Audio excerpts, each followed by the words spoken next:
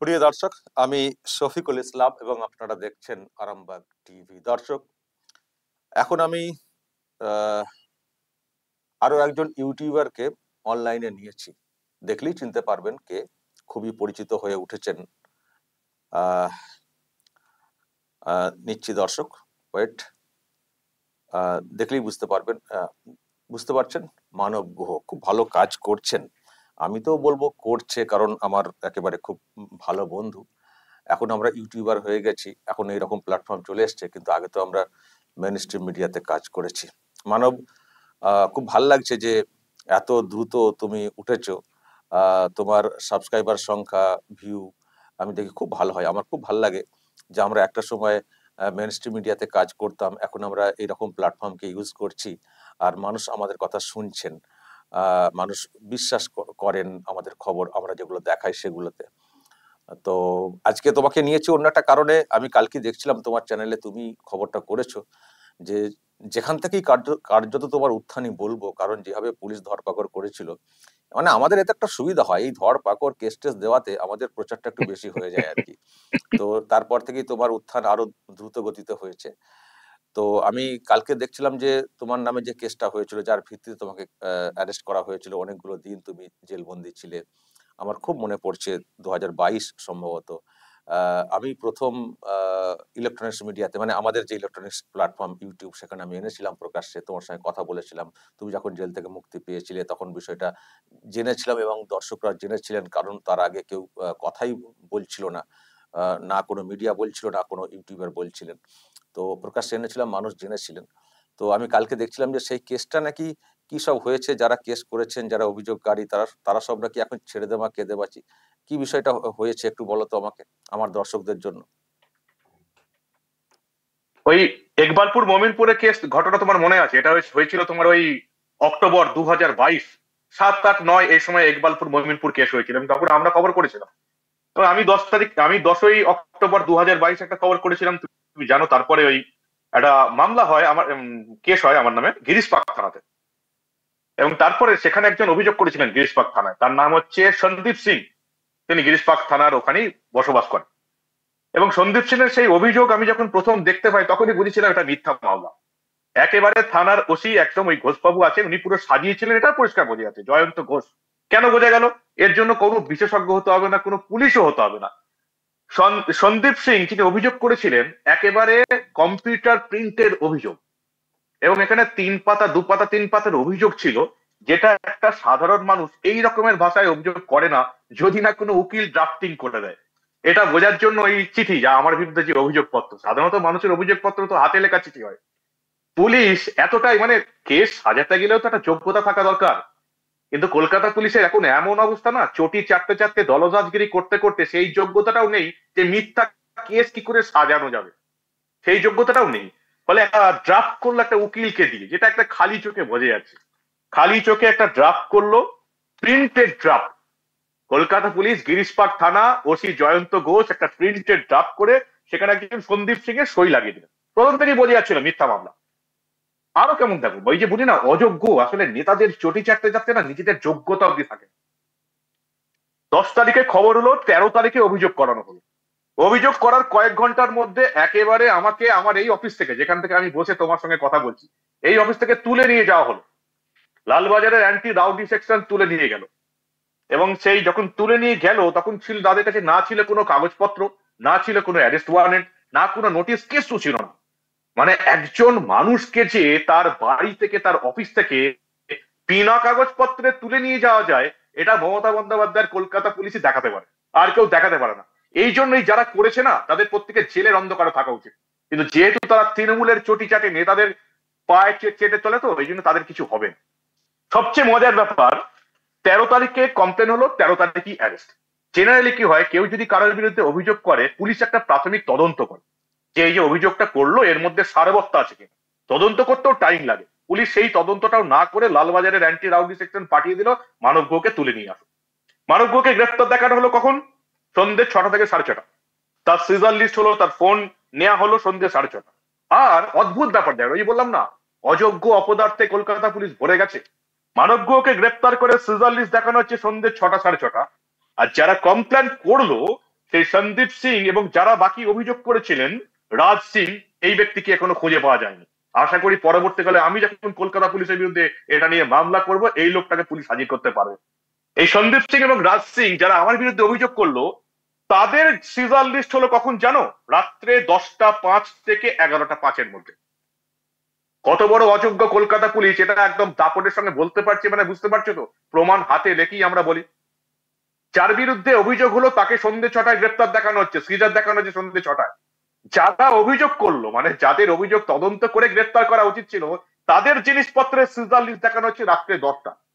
প্রথমেই বোঝা গেছিল এটা গিরিশ পার্কের ওসি এই ঘোষবাবু একটা মিথ্যা মামলা করেছে। আর কি প্রমাণ হবে? তো তুমি তো আমি দেখছিলাম যে তুমি আবার সব রেকর্ডিং করেছো, কল রেকর্ডিং। এই সন্দীপ সিং এরও একটা হ্যাঁ, রেকর্ডিং। এই সন্দীপ সিং যে আমার বিরুদ্ধে অভিযোগ করেছে, সে 15 দিন আগে জানতে পেরেছে সে কোনো সাংবাদিক মানবগড়ের বিরুদ্ধে 2022 সালে অভিযোগ করেছিল। দাঁড়া তাকে আমি যে রেকর্ডটা তুমি যে রেকর্ডটা করেছো একটু দর্শকদেরকে আমি একটু শোনাই। আমি শুনছিলাম ওখানে খানিকটা, তো আমি একটু শোনাই তুমি কিভাবে একেবারে স্টিং করেছো। স্টিং না, উনি দেখছিলাম যে উনি তো নিজেই বলছেন যে রেকর্ড করুন, মানে এখন তো ছেড়ে দেওয়া অবস্থা। তো একটু দর্শক শুনুন। মানব গুহ যে মানে ফোনটা করেছিল ওই সন্দীপ সিং অভিযোগকারী, এখন তিনি কি বলছেন, তিনি কি সত্যি অভিযোগটা করেছিলেন নাকি তার নামটা ওখানে বসানো হয়েছিল, কি কথা হয়েছে মানব গুহর সঙ্গে, আমি দর্শক একটু আপনাদেরকে শোনাই। সন্দীপ সিং বলছেন? হ্যাঁ বলছি, বলুন। আমার নাম Manab Guha, the news Bangla reporter. একটাই প্রশ্ন ছিল আপনার কাছে, 3 বছর পর আপনি মামলা ছেড়ে পালালেন কেন? কে বলছেন? মানব গুহ বলছিলাম, the news Bangla. Girish park থানায় আপনি আমার বিরুদ্ধে অভিযোগ করেছিলেন 13/10/2022-এ। দাদা দেখুন, এটা আপনার ভুল হয়ে হয়েছে। আমি কিন্তু কোনো রকম কোনো রিপোর্ট করিনি। সে কি সন্দীপ সিং, আপনি মামলা করেছিলেন গিরিশ পার্ক থানায়, এফআইআর করেছিলেন, এফআইআর করার জন্য অভিযোগ করেছিলেন। কথাটা পুরো শুনে নিন স্যার, আবার আমি বলবেন। আমি একটা হচ্ছি, পারলে আপনি রেকর্ডিং করে নিন ফোনের মধ্যে। আমি হচ্ছি 1 নম্বর মানে নর্মাল টাইপের মানুষ। আমার কি দায় পড়েছে কোনো রকম মামলা করার জন্য, এটা তো আমি কিছু জানিই না। জানি না এই বিষয়টা নিয়ে আমি কিছু। তাহলে আপনার সইটা জাল ছিল? আমি সেটা বলতে পারবো না স্যার। আপনাকে না জানিয়ে এত বড় অভিযোগ আপনাকে দিয়ে আমার বিরুদ্ধে করিয়ে দিল, কারা করলো বলুন তো গিরিশ পার্ক থানায়? আমি আগে থাকতাম গিরিশ পার্কে, বুঝেছেন? আপনার এটা ঠিকানা তো? Sandeep Singh son of Pradeep Singh, 3/20, Setbagan lane, Kolkata 6, আপনার ঠিকানা তো? হ্যাঁ। কিন্তু আদৌ কিন্তু আমি কোনো রকম আপনার বিরুদ্ধে কিছু করি। আপনি এটা বলুন তো, নর্মাল মানুষের এসব জিনিসের দায় কিসের জন্য করতে যাবে? আপনি এই 2 পাতার অভিযোগটা আপনি করেননি, আপনার সই নয় এটা। আপনাকে এখনোই বলছি, আপনি রেকর্ডিং করে দিন কথাটা আমার। আমি কিন্তু কিছুই জানি না, কিছুই করিনি। আপনি কখন জানতে পারলেন এই ঘটনা? এই আমার বাড়ির দিকে নোটিশ এসেছিল একটা এই জিনিসটাকে নিয়ে। কবে সেটা? মোটামুটি ধরে রাখুন ওই 10-15 দিন 16 দিন আগে। মানে আপনি এই 2025-এর এই আজ থেকে 15 দিন আগে জানতে পারলেন যে আপনি। তো দর্শক শুনলেন, অভিযোগকারী জানেনই না যে ওনার নামে অভিযোগটা হয়েছে। মানব, আমি যে কল রেকর্ডটা শুনলাম, মানে আমি আগেও খানিকটা শুনেছি, এখন আরেকটু শুনলাম। তো অভিযোগকারী জানেনই না যে ওর নামে মানে অভিযোগ হয়ে গেছে, মানে উনি নিজে অভিযোগকারী। হ্যাঁ, একদমই তাই, উনি তো তাই বললেন। তবে এই নিয়ে আরো কনফার্ম করার জন্য আমি কথা বলেছিলাম এই কেসের আরেকজন আইও, সম্ভবত তিনি সেকেন্ড বা থার্ড আইও ছিলেন। প্রথম আইও তো ছিলেন ওই গিরিশ পার্কের তৎকালীন ওসি জয়ন্ত ঘোষ, তিনি হচ্ছেন এইটার মাস্টার মাইন্ড ছিলেন। তিনি সাজাতেও পারেননি, মিথ্যা মামলাটা সাজাতেও একটা যোগ্যতা থাকা দরকার, তিনি সাজাতে পারেননি। পরবর্তীকালে যারা এখন গিরিশ পার্ক থানার আধিকারিক আছেন তাদেরকে সমস্যায় পড়তে হয়েছে, তারা পালাতে পথ পেলেন না। আমি কথা বলেছিলাম এই চামেলি মুখার্জি বলে আরেকজন আইও ছিলেন, তখন গিরিশ পার্ক থানায় পোস্টিং ছিলেন, এখন আর নেই। আমি শুনেছি, আমি তার কল রেকর্ড একটু দর্শকদেরকে শুনিয়ে দিই। সত্যি তুমি কিন্তু অনেক কাজ করেছো ডকুমেন্ট নিয়ে, এবং এগুলো শোনা এবং শোনানো দরকার রয়েছে। চামেলি ম্যাডাম উনি কি বলেছেন আমি দর্শক আপনাদেরকে একটু শোনাই। মানব গুহ কথা বলেছেন, মানে কেসের আইও ছিলেন, তো তিনিও কিরকম দেখবেন ছেড়ে দেওয়া কেঁদে বাঁচি অবস্থা, যেন কিছুই এখন জানি না এরকম ভাব। তো কি কথা হয়েছে একটু শোনাই। হ্যালো। হ্যাঁ, চামেলি ম্যাডাম বলছেন? বলছি। কেমন আছেন? আমার নাম্বার নিশ্চয়ই সেভ নেই। আমি মানব গুহ বলছিলাম, ওই আপনি আইও ছিলেন আমার কেসের। হ্যাঁ, ভালো আছেন তো? হ্যাঁ ভালো আছি। বলছি আপনাকে, হ্যাঁ ভালো আছে। আপনাকে একটা ছোট্ট প্রশ্ন ছিল। বলছি আপনি এই যে আমার কেসের আইও ছিলেন, আর যে কেসটা করেছিল আর কি সন্দীপ সিং, আপনি কোনোদিন তার সঙ্গে সামনাসামনি দেখা করেছিলেন বা তাকে জিজ্ঞাসাবাদ করেছিলেন? হ্যাঁ, ও তো থানায় এসেই কমপ্লেন করেছিল। ও না, দাঁড়ান 1 মিনিট। সন্দীপ সিং এর হচ্ছে ফার্স্ট আইও আমি নই, ফার্স্ট আইও হচ্ছে কি ওই যে দাঁড়ান বলছি, নামটা হচ্ছে কি সোমনাথ ব্যানার্জি।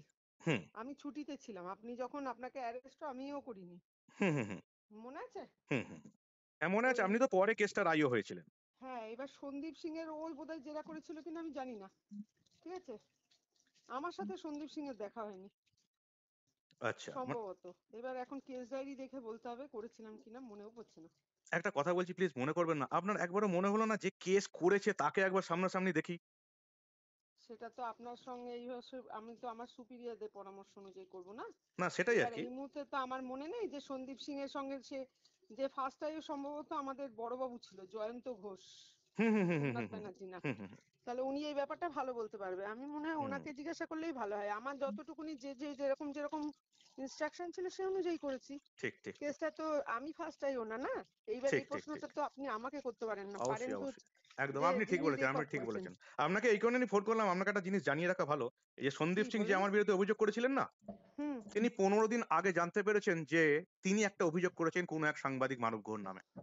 তাই? আমি ইয়েস, তো জানি না তাই। এটা। এইবার তাই এই দেখুন 1 মিনিট এবং শুনুন, আর একটা হুম জিনিস শুনুন। হুম আমার ওখান থেকে বদলি হয়ে গেছে, ওই কেসের চার্জশিটও কিন্তু আমি দিইনি, ঠিক আছে? এই কেসে আর চার্জশিট হয়নি ম্যাডাম, এই কেস পুলিশ ছেড়ে কি পালিয়েছে হয়েছে? আর এই সন্দীপ সিংও ছেড়ে পালিয়েছে। তো দর্শক শুনলেন চামেলি মুখার্জি ম্যাডাম। মানব, তুমি তো সাংঘাতিক কাজ করেছো। এক তো মানে এরকম করলে পুলিশরা আর কি করে কেসটা নতুন করে সাজাবেন বলো তো? একেবারে মানে পর্দা ফাঁস। শফিকুল এখনো শেষ হয়নি। আচ্ছা। অ্যাকচুয়ালি এখন কি হচ্ছে, পুলিশ এবং প্রশাসন কিছু করছে না, তো সেজন্য তদন্তের ভারটাও আমাদেরকেই নিতে হয়েছে। হ্যাঁ। কারণ তুমি ভালো করে জানো, আদালতে যে মামলা হয়, আদালতের হাত পা কারা? মানে আদালতে প্রমাণ তথ্য কারা জোগাড় করবে? পুলিশ এবং প্রশাসন। এবং পুলিশ প্রশাসন যদি তৃণমূলের বা শাসক দলের দলদাস হয়ে কাজ করে, তাহলে আদালতের কিছু করার থাকে না। সমস্যা হচ্ছে এখানে, প্রবলেমটা কোথায় হয়েছে আমি তোমাকে বলছি। এই কেসটার ক্ষেত্রে, এই কেসটা আমি দুটো ভিডিও দেখেছিলাম। তার ঠিক কয়েকদিন আগে বিজেপির নবান্ন অভিযান হয়েছিল, এবং তারপরে মমতা বন্দ্যোপাধ্যায় বলেছিলেন পুলিশ যদি গুলি চালাতো ভালো হতো, আমি কিছু মনে করতাম না। অভিষেক বন্দ্যোপাধ্যায় বলেছিলেন আমি যদি থাকতাম আমি যদি থাকতাম এখানে গুলি করতাম। আমি কি করেছিলাম, এই একবালপুর থানাটা দখল হয়ে গেছে, যেটা অভিযোগ করেছিল, যেটা নাকি ফলস। আমি 2.5 বছর পরেও সেখানেও আছি। একবালপুর থানা দখল হয়ে গেছিল, ভিডিও দেখেছিলাম। পুলিশ ভিডিও ফেক প্রমাণ করতে পারেনি।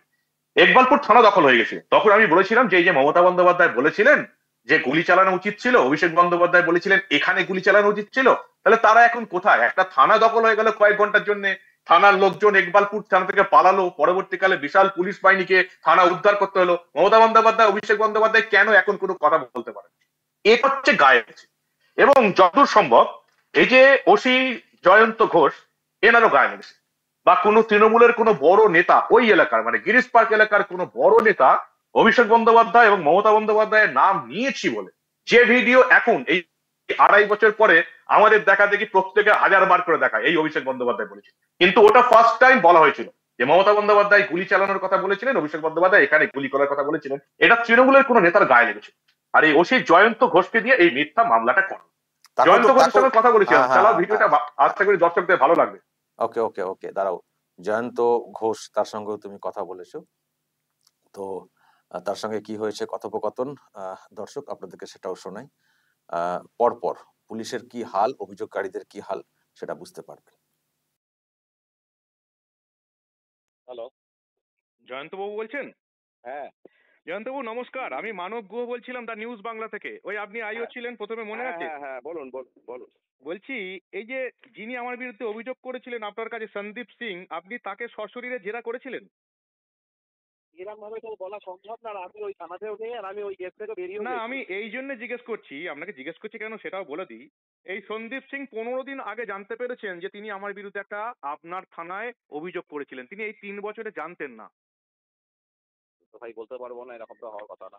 আপনি অ্যারেস্ট মেমোতে সই করলেন, আপনি পুলিশ কাস্টাডি চাইলেন, আপনি আইও প্রথম।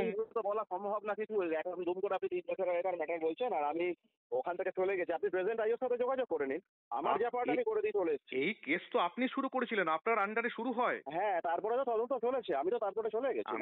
আমি তো সেটাই জিজ্ঞেস করছি, প্রথম দিনে তদন্তে যিনি অভিযোগ করছিলেন তার কমপ্লেন তো হয়েছে, রিটেন কমপ্লেন 100% হয়েছে। রিটেন কমপ্লেন হয়েছে, যিনি কমপ্লেন করেছিলেন আপনি তার সঙ্গে দেখা করেছিলেন? থাকবে না কেন, 100 বার থাকবে।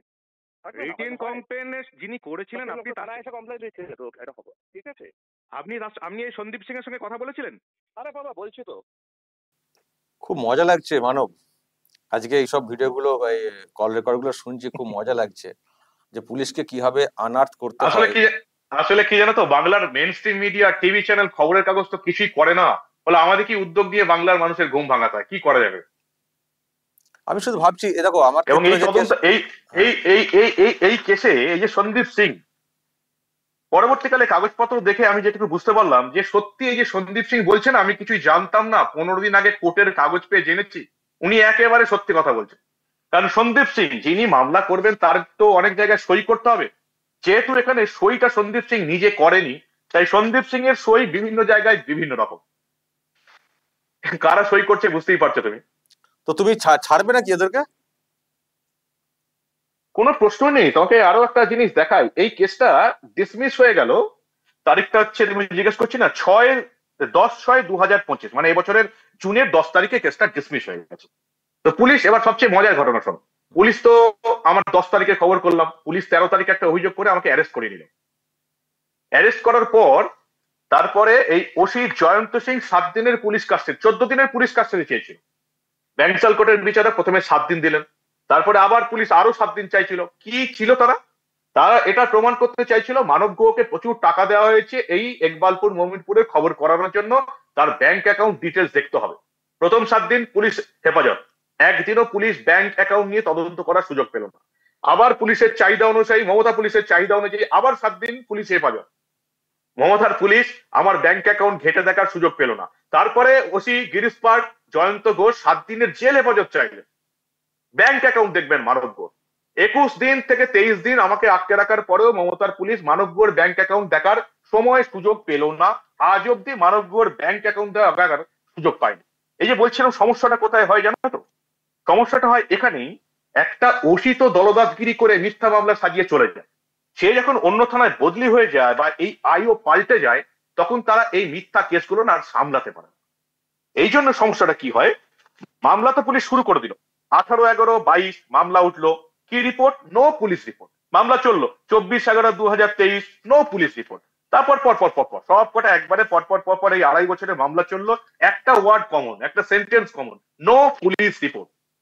তারপরে এখানে কি হয়েছে, আবার একটা মজার ব্যাপার আছে জানো তো, এই যে ব্যাংসাল কোর্ট, যেটাকে পুলিশ কোর্ট বলি, ব্যাংসাল কোর্টের বিচারকরাও না মানুষের আর ভরসার মধ্যে পড়েন না, খুব দুঃখের সঙ্গে বলতে বাধ্য হয়। বিচার ব্যবস্থা সম্পর্কে তো কিছু বলা যায় না, কিন্তু সমস্যা হচ্ছে এই যে জেলার যে আদালত আর এই যে কলকাতার ব্যাংসাল কোর্ট, এরা পুলিশ এবং প্রশাসনের হয়ে এমন কাজকর্ম করে না, মানুষের বিচার ব্যবস্থার উপর ভরসা উঠে যাবে। একটা ব্যাংসাল কোর্টের বিচারক বুঝতে পারছেন না, যেটা সাংবাদিককে 7 দিনের পুলিশ হেফাজত চাইছে, তার ব্যাংক স্টেটমেন্ট চেক করার জন্য 7 দিন লাগে, তাও 7 দিনের পুলিশ হেফাজত দিলেন ব্যাংসাল কোর্টের বিচারক।